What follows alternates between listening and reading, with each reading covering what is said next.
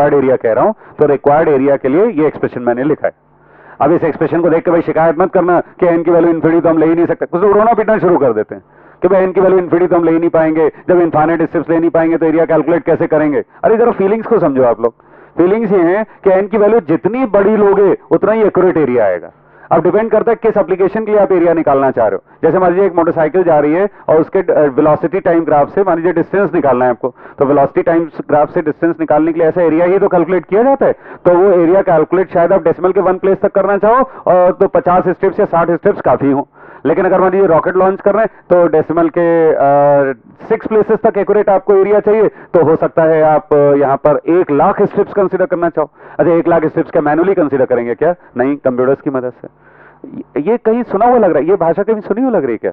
Yes, जब differentiation हम लोगों ने डिस्कस किया था तो रफली इसी तरीके से डिस्कस किया था कि जैसे जैसे हम विड्थ जो है वो कम करते जाते हैं वैसे वैसे जो सीकेंट का स्लोप है वो टेंजेंट के स्लोप के नजदीक और नजदीक आता जाता है। तो जितना हम कम विड्थ रखेंगे इंटरवल की उतना ही बेटर स्लोप हमें मिलेगा।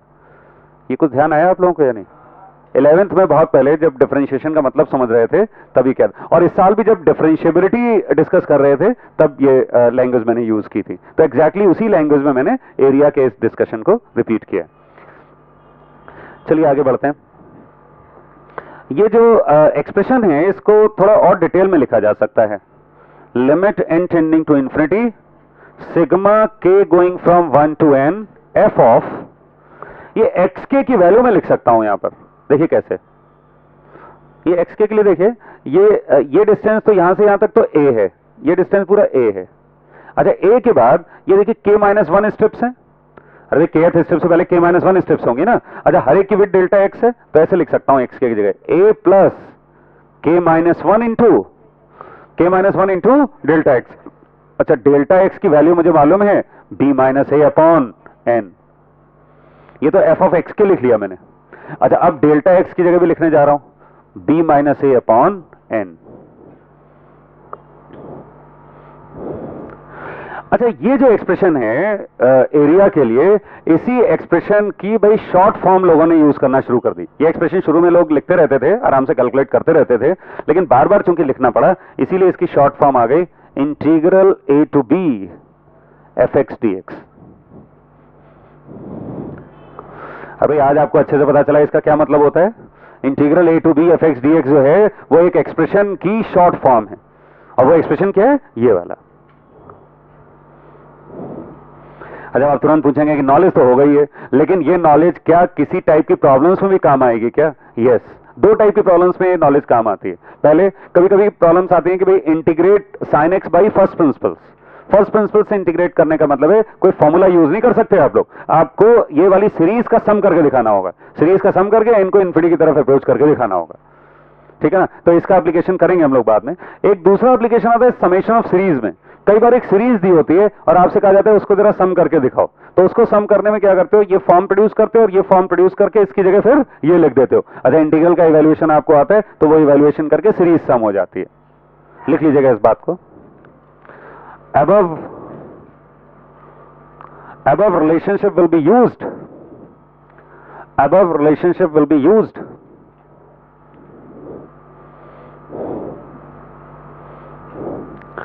used आगे लिखिएगा number 1 to integrate a given function by first principle, to integrate given function by first principle। और नंबर 2 लिखिएगा to sum infinite series, to sum infinite series, sum sum infinite series। अच्छा हर एक infinite series को इससे सम नहीं कर सकते, वो हम डिटेल में डिस्कस करेंगे कि किस टाइप की सीरीज को सम कर सकते हैं, किस टाइप की सीरीज को नहीं कर सकते हैं, ठीक है ना? पूरे डिस्कशन की समरी ये है, अरे भाई समराइज कर दूं। पूरे डिस्कशन की समरी ये है कि अगर आपको ये एरिया निकालना है, ये एरिया निकालना है तो ये एरिया बराबर होगा integral a to b fx dx के। और इसको आप इस तरीके से निकाल सकते हो, स्मॉल fx का इंटीग्रल अगर कैपिटल fx है, capital fx from a to b, यानी कि capital fb minus capital fa। ये समराइज कर दिया मैंने वही डिस्कशन को। अच्छा, इसी डेफिनेट इंटीग्रेशन की प्रॉपर्टीज हम लोग पढ़ने जा रहे हैं। पहले प्रॉपर्टीज अच्छे से पढ़ लें, फिर वो जो समेशन ऑफ सीरीज वगैरह की चर्चा की है वो डिस्कस करेंगे बाद में। पहले इस डेफिनेट इंटीग्रेशन की प्रॉपर्टीज पढ़ें। लेकिन भाई प्रॉपर्टीज पढ़ते समय ये नॉलेज बार बार मैं यूज करूंगा कि ये इंटीग्रल बराबर होता है इस एरिया के। इस नॉलेज का बार बार यूज होगा भाई। हेडिंग लिख लीजिएगा, properties of definite integrals, properties of definite integrals. Number 1, integral a to b fx dx। एक तरफ मैंने ये लिखा और दूसरी तरफ देखिएगा minus integral b to a fx dx। क्या ये दोनों इक्वल होंगे? चलिए चेक करते हैं। देखिए LHS तो हो जाएगा, अभी अभी देखा था हम लोगों ने, FB माइनस FA। अगर भाई कैपिटल F जो है वो स्मॉल f का इंटीग्रल है तो LHS तो हो जाएगा capital FB minus capital FA। ये तो आपने अभी सीख लिया था। अच्छा, RHS देखिए क्या है, RHS है minus capital FA minus capital FB। अब बताइए भाई, क्या LHS और RHS बराबर नजर आ रहे हैं आप लोगों को? यस। तो बड़े आराम से इन दोनों के बीच में इक्वालिटी का निशान लगा सकते हो। कोई तकलीफ नहीं। अच्छा, इस बात को समझने का एक और ढंग भी है, जरा उसको देख लीजिएगा, वो आगे जाके खूब यूज होगा। ठीक है, एक्चुअली हो क्या रहा है, एक और ढंग से इस निगेटिव साइन को समझ लीजिएगा भाई, प्रॉब्लम्स में खूब यूज होगा निगेटिव साइन। देखिए पहले इंटीग्रल में जो LHS वाला इंटीग्रल है उसमें मैं fx को इंटीग्रेट कर रहा हूं, इस fx को इंटीग्रेट कर रहा हूं a से b। अच्छा, a से b इंटीग्रेट करने में जो स्ट्रिप ली जाती है उसकी जो विड्थ निकाली जाती है, तो विड्थ ऐसे देखिए, final x coordinate minus initial x coordinate, final minus initial. ये फाइनल x कोऑर्डिनेट है, f से डिनोट कर रहा हूं और ये i से डिनोट कर रहा हूं, फाइनल माइनस इनिशियल। अच्छा, फाइनल माइनस इनिशियल बताइए इस केस में पॉजिटिव आता है या नेगेटिव आता है? पॉजिटिव आता है। ठीक है ना, ये तो LHS के लिए डायग्राम बनाया भाई मैंने, LHS के लिए आप लोग भी बना लीजिएगा।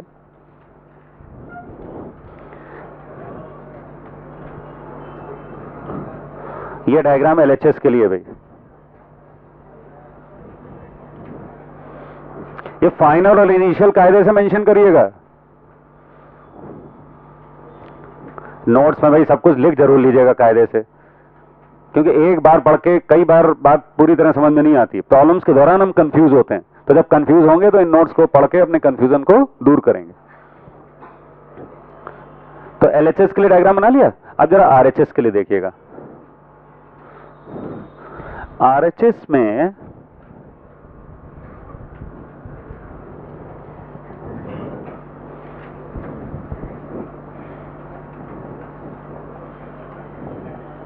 जो हम इंटीग्रेशन कर रहे हैं वो B से A कर रहे हैं, ऐसे इंटीग्रेशन कर रहे हैं।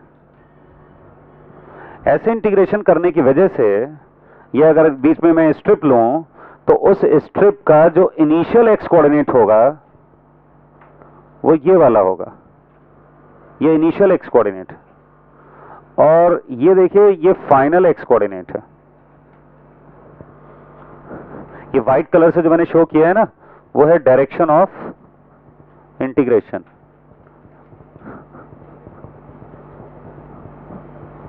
Direction of integration. तो डायरेक्शन ऑफ इंटीग्रेशन चूंकि उल्टा है, इसलिए ये इनिशियल x कोऑर्डिनेट है और ये फाइनल x कोऑर्डिनेट है।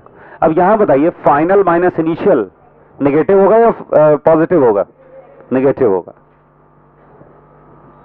तो dx is equal to f minus I is equal to negative, जबकि यहां dx is equal to f minus I क्या था?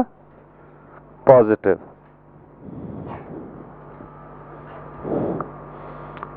लिख लो भाई कायदे से।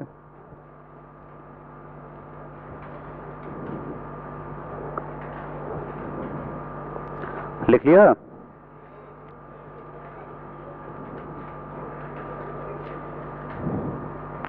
इस dx के साइन चेंज की वजह से होगा क्या, यहां पर देखिएगा, यहां पर integral fx into D X A to B.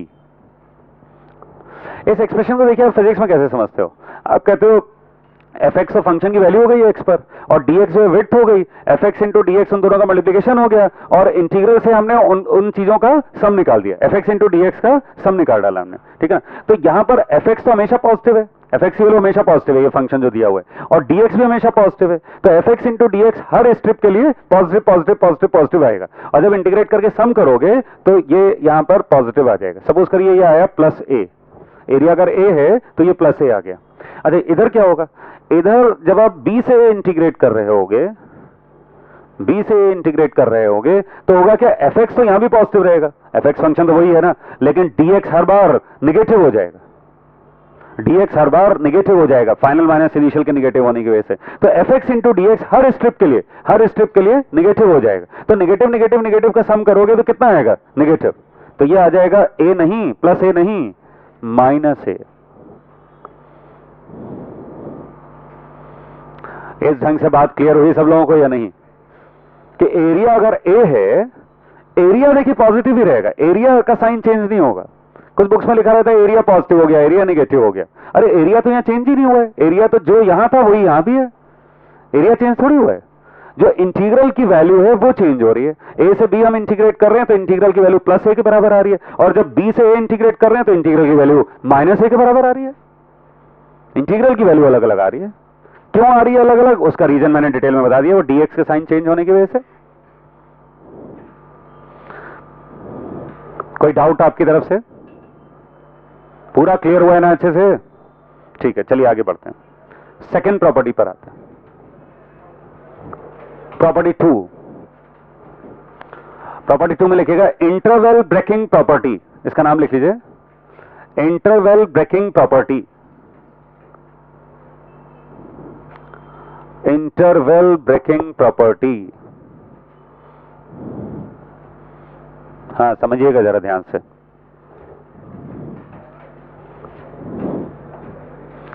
Suppose करिए ये ए से बी फंक्शन और एक्स एक्सिस के बीच में जो बाउंडेड एरिया है उसको मैंने ऐसे लिख दिया, integral A to B F X D X. अच्छा ये पूरा ए से बी एकदम से इंटीग्रेट करने के बजाय देखिए कभी कभी ऐसे भी लोग करना पसंद करते हैं, ये बीच में एक कोई पॉइंट ले लिया सी, सी जो है ए और बी के बीच का कोई नंबर है। अच्छा फिर इंटीग्रेशन किया ए से सी एफ एक्स का, और फिर सी से बी इंटीग्रेट कर दिया और ऐड कर दिया। बताइए ऐड करने पर इन दोनों एरियाज को जो सम होगा क्या वो इस एरिया के बराबर होगा? यस और नो? यस, ये बराबर होगा। ये बहुत अच्छे से दिखाई दे रहा है भाई आपको, ये ऐसे पिक्चराइज कर सकते हैं। ये ग्रीन लाइंस वाला जो एरिया है वो ये है, और ये जो पिंक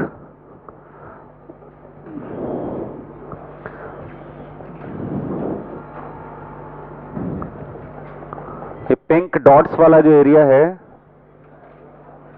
पिंक डॉट्स वाला जो एरिया है वो देखिए ये है। ऐसे आप नोट्स में कंप्लीट कर लो भाई अपनी बात को।